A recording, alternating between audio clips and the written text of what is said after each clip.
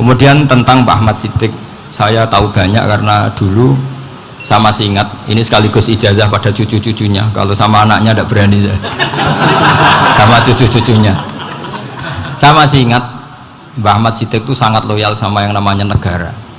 Kita tahu beliau adalah termasuk orang yang bintang ketika Muktamar Situbondo, ketika NU pertama kali nerima asas tunggal yaitu Pancasila. Kayak apa ulama-ulama kita ya, mulai Mbah Ahmad Siddiq, Mbah Ali Maksum, Gus Dur, Mbah As'ad, semuanya lah, termasuk Mbah Mun, semuanya loyal sama negara sehingga NU menerima asas tunggal. Itu saya masih ingat karena bapak dulu perwakilan dari NU cabang Lasem. Beliau pernah ngundang Mbah Ahmad Siddiq di sini, zaman itu zaman Pak D. Ghaffar, ikut ngundang ke sini bapak saya. Itu saya menangi beliau ngisi pengajian di hallnya buyut saya, Mbah Umar bin Arabi. Jadi saya ini zuriyahnya Mbah Umar bin Arabi, sama dengan keluarganya Ki Hamid Pasuruan. Itu beliau cerita bahwa kemenangan Islam itu tidak harus kita yang menang kangelan. Kadang Allah bikin orang lain yang kangelan, kita yang ikut menang. Jadi dulu kata beliau, banyak ulama ketika kita diserang Jepang, saya masih ingat, saya karena pas itu ikut ke Lasem, karena saya santri sarang, Mbah Mun ngisi di Lasem, saya ikut di Lasem karena saya masih keluarga. Itu ulama-ulama itu mimpi dibacakan ayat ghulibatir rum fi adnal ardi wa hum min ba'di ghalabihim sayaghlibun fi bid'i sinin lillahil amru min qablu wa min ba'du wa yawma idzi yafrahul mu'minun.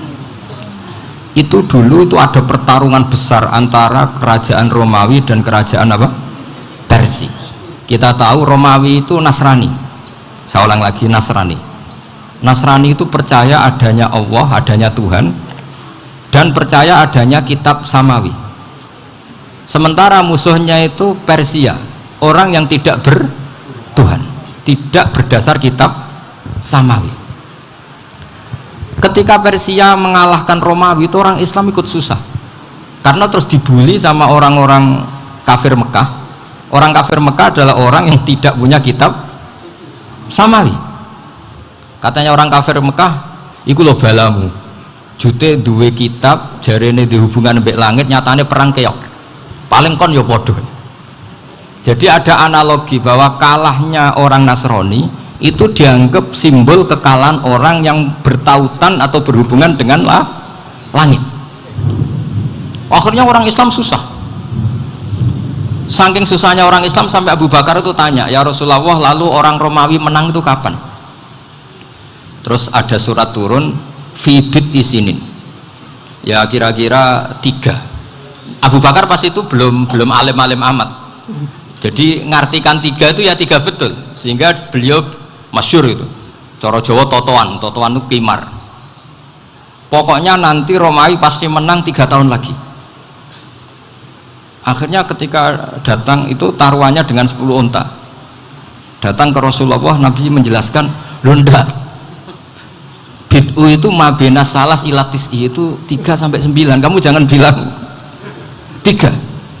Ya sudah, taruhannya ditambah sampai 100 unta, tapi pembuktiannya enggak 3 tahun tapi nunggu 9 tahun. Sampean jangan tanya, berarti dulu pernah taruhan halal. Zaman sebelum ngaji saya sampean sudah sering taruhan, jadi jangan nyalahkan saya. Nanti itu ada ilmunya, namanya nasah mansukh. Dan taruhannya Abu Bakar tidak kayak sampean, taruhan yang sangat-sangat demi Islam, bukan demi hadun nafsi. Betul, ketika tahun ke-7 orang Islam itu menang. Gila ya, tahun 9 itu umat Islam menang. Menangnya umat Islam mengalahkan musyrik Mekah itu di Badar. Romawi mengalahkan Persia. Gara-gara Romawi mengalahkan Persia itu cara berpikir orang itu rubah. Ternyata langit itu ada, kekuatan langit itu ada.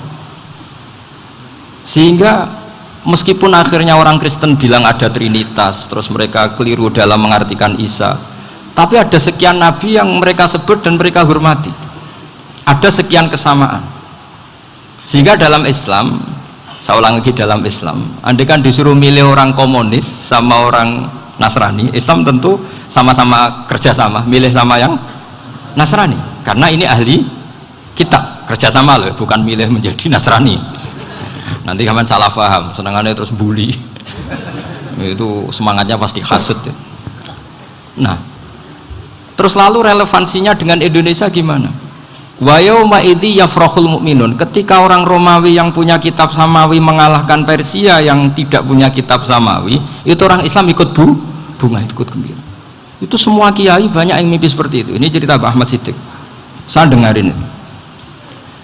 Ternyata betul Jepang itu nggak dikalahkan Indonesia.